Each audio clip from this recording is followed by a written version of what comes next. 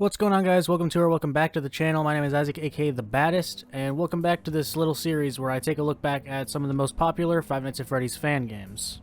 Today we are looking at what is likely the most popular FNAF fan game series, Five Nights at Candy's. Five Nights at Candy's, created by Emil Mako, is up there with the largest FNAF fan games of all time.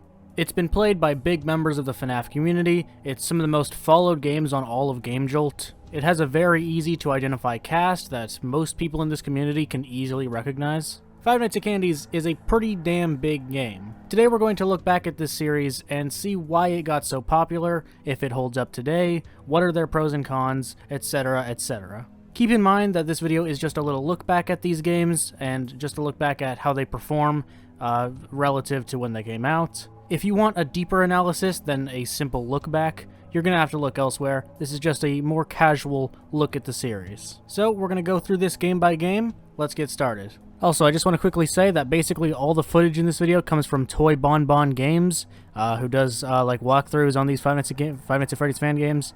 So shout out to them. They provided basically all the footage.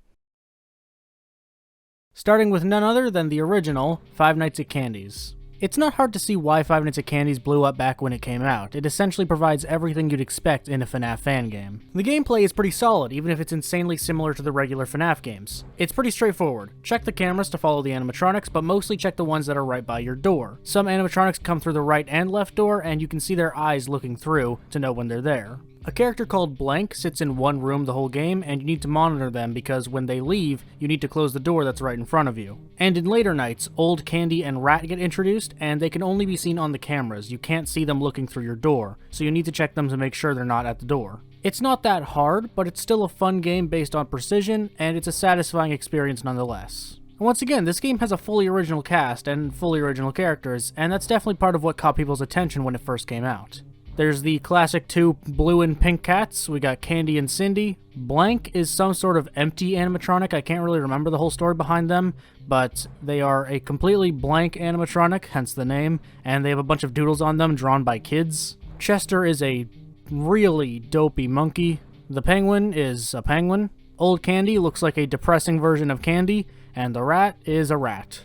I like this cast of characters, and it's definitely a really iconic part of the series, and once again I think it has to do with what caught people's attention when this game came out, a game with fully original characters not based on anything else. At the time, some of the biggest Five Nights at Freddy's fan games were games like Treasure Island and Five Nights at Wario's, and there's nothing wrong with those games necessarily, but they do use characters that we are already familiar with, whereas Candy's introduced its own cast of characters in this style of game. The original Five Nights at Candy's also features these cutscenes that focus on this reimagining of the puppet.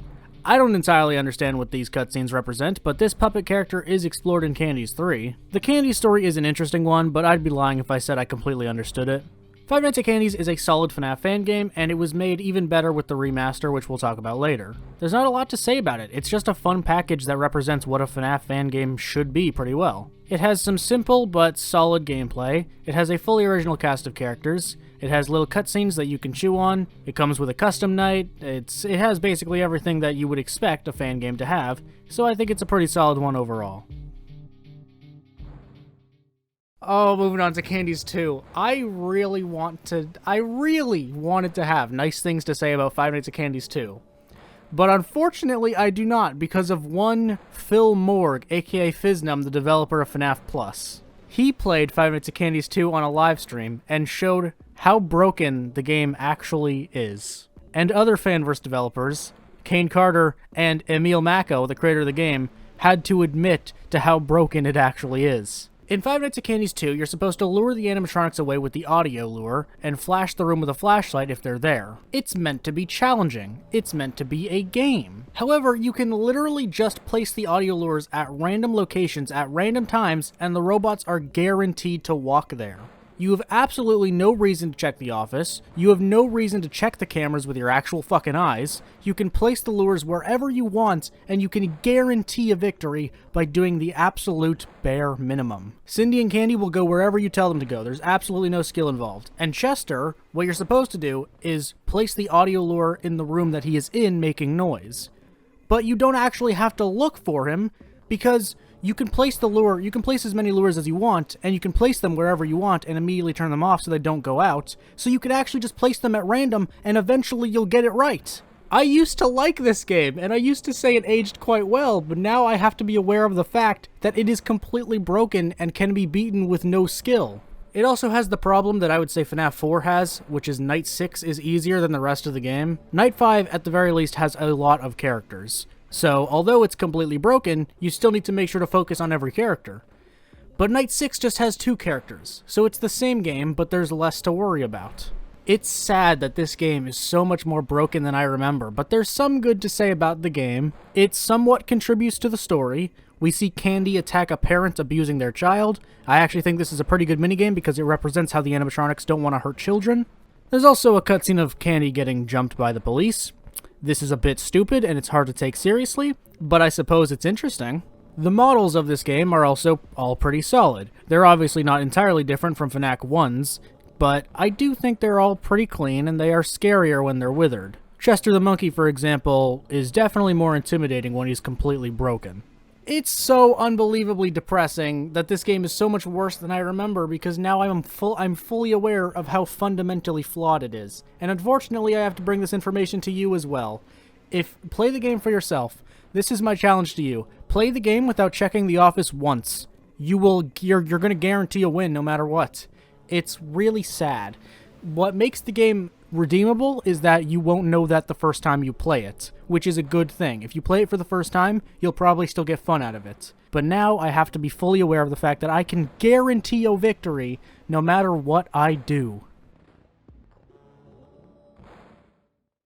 I've already done a whole video on Five Nights at Candy's 3, but that video isn't exactly my best, which is why it shouldn't have 500,000 views. So I'm more than happy to talk about it again, starting with the gameplay. It's fairly flawed, but I personally still get some enjoyment out of it. You have to stop Monster Rat from coming into your room through the doors, and when he does, you need to focus your flashlight on his face. He will then go under the bed, and you need to look down to check which side he's on, and then you need to look to the opposite side until you hear a noise. When you hear a noise, look back to the other side and focus your flashlight on Monster Rat's face. Hopefully I explained that well enough. You'll understand if you've played the game, but that's kind of the best I can explain. Monster Cat is also a part of the game, but they're basically useless. They'll appear on the left or right and you need to shine your flashlight on them. It's pretty easy to get rid of them, but it does take away some of your time. I understand that a lot of people don't care for 3's gameplay, but I feel that there is something satisfying about it. It's simplistic, but it still feels tense, and it's not like you can beat it with zero focus. Candy's 3 also has the best boss fight in any fan game in my opinion. Vinny, first of all, is a really cool design with a really cool story. I like the more horrific spin on the puppet's design, and it makes the character appear like the fear of a child, which is what it's meant to be. Vinny has the same mechanic as Monster Rat, but the difficulty is really cranked up. Vinny will move their head around and will jump around you really quickly. It legitimately takes a lot of concentration, and it's really challenging. What Five Nights at Candy's 3 is most known for is the minigames. I'd make the argument that it has the best minigames of any fan game. They all focus on the main character of the series, Mary, who is in therapy for a traumatic event they witnessed at Candy's. The minigames take place in the Dreamscape, which is some sort of imaginary world when Mary needs to sleep. It's really creative and interesting, albeit a bit confusing. Then there's the minigames that are flashbacks to Mary's actual experience at Candy's. They essentially all detail the same experience until the final minigame where we witness the traumatic event that Mary saw. We see Vinny the puppeteer kill 2 of the mascots as Mary is hiding in the locker in the same room. After all these nights, Mary is able to explain to a therapist what she had witnessed and get Vinny to pay for his crimes. I think that's a really interesting way to introduce Night 6's main character. It makes it a little confusing because the question then is Vinny a spirit that is haunting Mary, or is she still having a nightmare? Regardless, it gives an explanation of the character and contributes to a great part of the story. Overall, Five Nights at Candy's 3 is still my personal favorite FNAF fan game. I enjoy the satisfying, laid-back gameplay. I enjoy the creative character designs, I enjoy the art style of the minigames, I enjoy the story. It's just a really solid package of everything you expect from a FNAF fan game.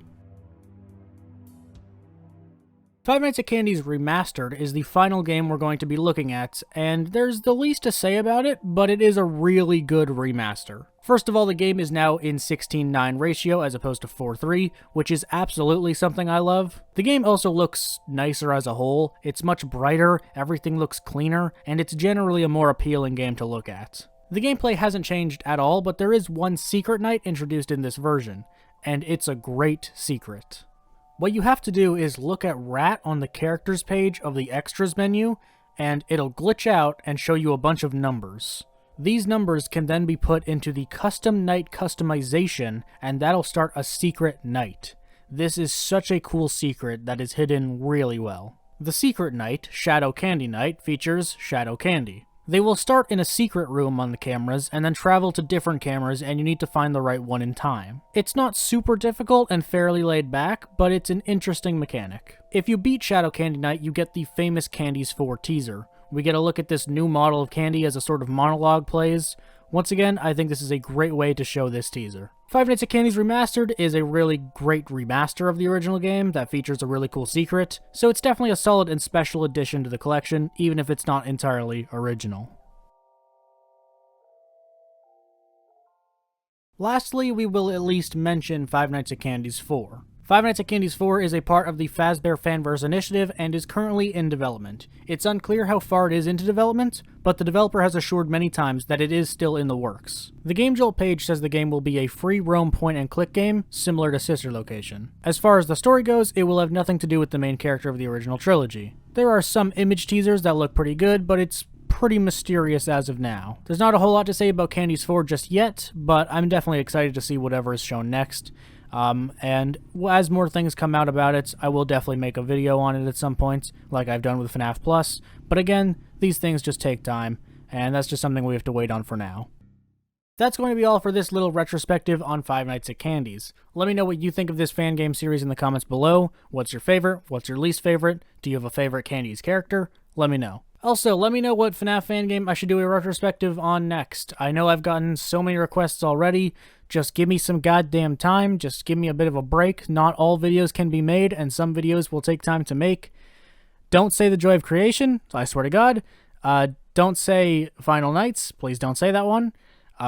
What's another one you guys shouldn't say? Five Nights at Fuckboys. Don't say that. Five Nights at Wario's. Don't say that. Those four. Those ones, do not mention. Anything else? Let me know. Or Dormid Abyss, actually. Dormid Abyss, however the fuck you say that one. Do not say that one. I'm tired of hearing that one. Stop it. Anyway, yeah, thank you guys so much for watching. I will see you guys in the next one.